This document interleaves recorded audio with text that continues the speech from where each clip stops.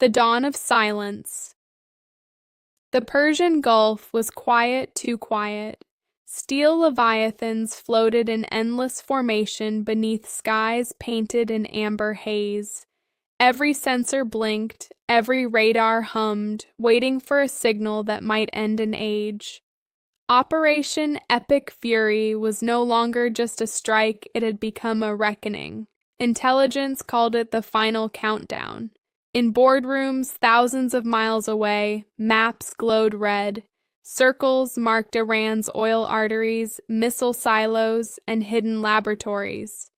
Each dot represented a pulse waiting to be stopped. The order was simple: reopen the Strait of Hormuz or brace for total collapse. 10 days, 10 heartbeats of history. The first flash. When night came, the desert glowed with fire. A-10. Warthogs streaked across the void, their engines roaring like thunder gods. Apache blades cut through the smoke, igniting the horizon. Missile after missile fell upon command bunkers and shipyards below. Steel melted, concrete turned to ash. 2/3 of Iran's defenses vanished in hours. Factory by factory, the industrial heart of a nation stopped beating. Underground, engineers clung to their secrets, 11 bombs worth of enriched terror. Above them, satellites marked each tremor, each spark of resistance. And yet, amid ruin, the regime would not fall.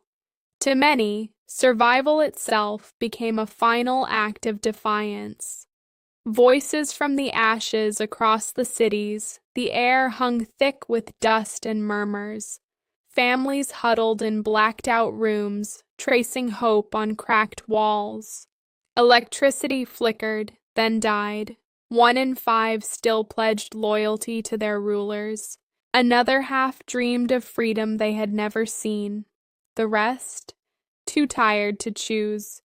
In the silence between explosions, a clandestine signal pulsed through stolen radios. Stay alive until the sky clears. Then, rise. Little by little, courage resurfaced. Graffiti of liberty appeared where bombs had fallen. The people had no weapons, only memory and will. The world at the edge. Beyond the dust, power moved like invisible tides. Europe spoke in fears, not decisions. Allies traded promises wrapped in hesitation. Israel struck from the shadows, hunting convoys before they crossed the borders. Meanwhile, Russia watched with cold satisfaction. Their drones whispered across the night, feeding data, fanning chaos, profiting from the flames. Markets crashed, oil spiked. The planet trembled under the weight of invisible wars, economic, cybernetic, spiritual. In crowded briefings, they called it the final phase. No one dared ask what came after. Karg Island, Karg, half the size of Manhattan, the throat of Iran. More than 90% of its lifeblood flowed through this single dot on the map. From orbit, it looked harmless.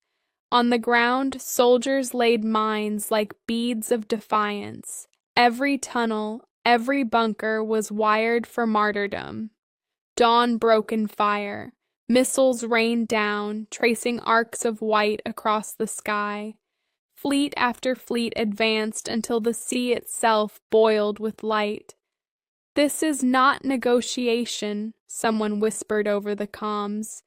"This is eradication." When the smoke cleared, Karg was silent. From its ashes, crude oil burned over the tide like liquid gold. The Strait of Hormuz was open again, but the cost was etched across the horizon. Ash and echo ships began to move. Freighters, tankers, ghost fleets gliding through smoke. The world exhaled, mistaking exhaustion for peace. Inside Tehran, fractured councils met in dim corridors. Some demanded surrender, others vengeance. Diplomats argued over words that no longer mattered: ceasefire, stability, future. But outside their walls, the real war, the human one, continued. On the streets, a mother cradled her son under a rag of a flag. A boy searched the rubble for a signal. Somewhere, a crowd began to chant, not in hatred, but in rebirth. Freedom began like a whisper, and whispers, once unleashed, are impossible to silence. The world held its breath. The guns quieted, but their echoes lingered. Oil platforms burned like floating suns on the horizon. Wind carried the scent of both victory and regret. For a single breath in history, humanity felt the silence of its own making. Not triumph, not peace, just the endless echo of consequence. And then the world moved on, as if nothing had happened. The day the world held its breath, the breath that might yet return.